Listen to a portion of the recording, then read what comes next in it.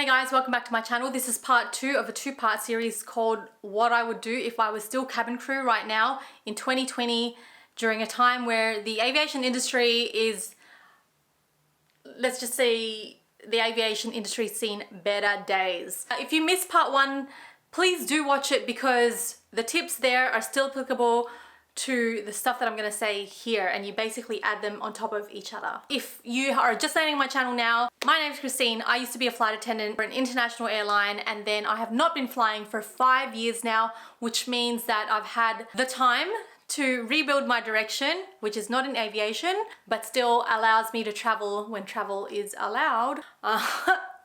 And build a career path that I am very content in being in. So I'm happy in this journey. I think a lot of people, especially in the aviation industry, are experiencing this and are experiencing either just not flying or are facing the potential of being made redundant or being let go from their position. I also feel as though there are not that many resources for people in this industry and the things that you can do to rebuild your life after investing a lot of your time in being in aviation, which is both a great thing because it's highly specialized, it's great, travel involved, etc., etc. But also you kind of think to yourself, what on earth do I do now if I'm not going to be flying? A lot of people will go back to school, and I'm here to tell you that you can go back to school, but there are many jobs that you can create for yourself that don't require you to go back to university. Part 2, as I specified in part 1, is really for those who are worried that you are going to be made redundant and that you think that you're going to need to look for another job. That's this video.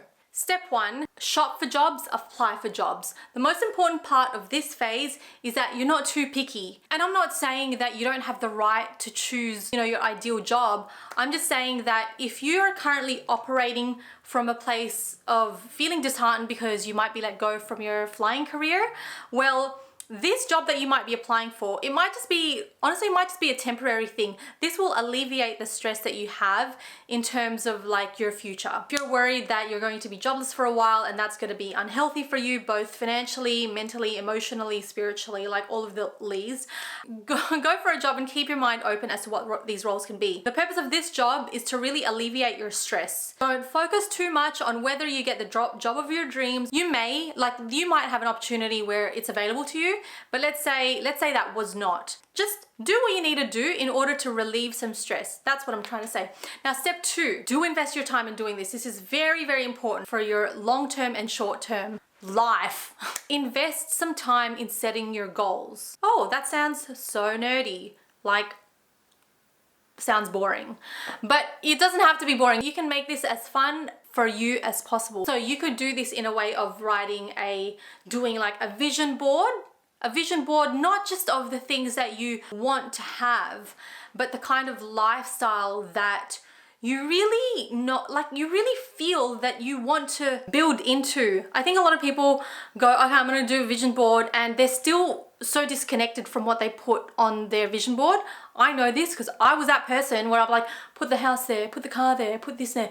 And it did look nice, but I felt disconnected from it. Felt nice, it looked good, but it was just, I didn't feel motivated to work towards just things. For me, I identified that I wanted to be happy in the way that I was going to build that. You're going to set your goals. When I say your goals, have a real think and feel into what you want your lifestyle to be like. A lot of people just set their dream job. They forget that their dream job actually entails a lifestyle. Like, you know how you're flying? One of the key reasons that people fly is because of the lifestyle of travel. Now, if you want to keep traveling, have a think about that. And because that will allow you to identify whether you want jobs that keep you stationary or you want to build something of your own or to take jobs which allow you to travel. Now, this really goes back to what I said in part 1 about learning about things like digital marketing, social media management, content creation. Oh, I didn't mention content creation on there.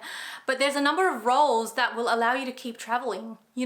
If you are in aviation for the purpose of travel and that is still very much in your heart, and it's even more important for you to entertain the idea that your long-term goals might need to consider the fact that you still want to keep traveling. You want to be like, okay, I want this house and I want to be able to travel as I build that house. That'll guide your path, I promise you. Now, the next and last step that I would do if I were in your shoes, working in aviation, now that I know my goals, right? My long-term goals and my short-term goal might be to get a job in the next month or so. My long-term goal might be to get paid to travel still. Now that I've set this goal of like get paid to travel, what I would do is then reverse engineer the steps that I can take so that I can build a career which allows me to travel. So let's say you want to be a doctor. What does that mean? Then you go backwards, you go, I've got to go back to school. That's your first step, right? But let's say if you're like me, like you want to be paid and you still want to travel, or you want to be paid to travel, identify all of the different jobs that'll allow you to do that. Now, in this day and age, there are more jobs than ever in history that will allow you to travel. And that's purely because, like I said, because of the digital space. Guys, there's a reason. There is a reason. There's a reason I'm here on the internet. Do you know what I'm saying? There's the reason why in the last 3 years that I've experimented with business models, and even though I might have changed a few things and the services that I offer, that I stay here on the internet. And guess what that is? That is because being someone that operates within the online space, that means I can do my job from anywhere. Please don't waste your opportunity right now, especially if you're going to be looking for jobs. Don't waste any opportunity to get to know what you really want. Beyond the things, beyond like your things, your car, your house, your wealth, that's all gonna be a byproduct of you being good at what you do. Most people do it the other way around. They're like, this is where I am now. I guess if I do this and that'll get me there then. And then you get a little bit lost. It's so easy to get lost when you don't know where you wanna go. You're just like a robot doing all the things, and then you realize like, excuse me, this is not exactly where I plan to be. But that's fine, I'll take it. That's called settling. Settling is not it doesn't sound very sexy. Who wants to settle? So don't settle.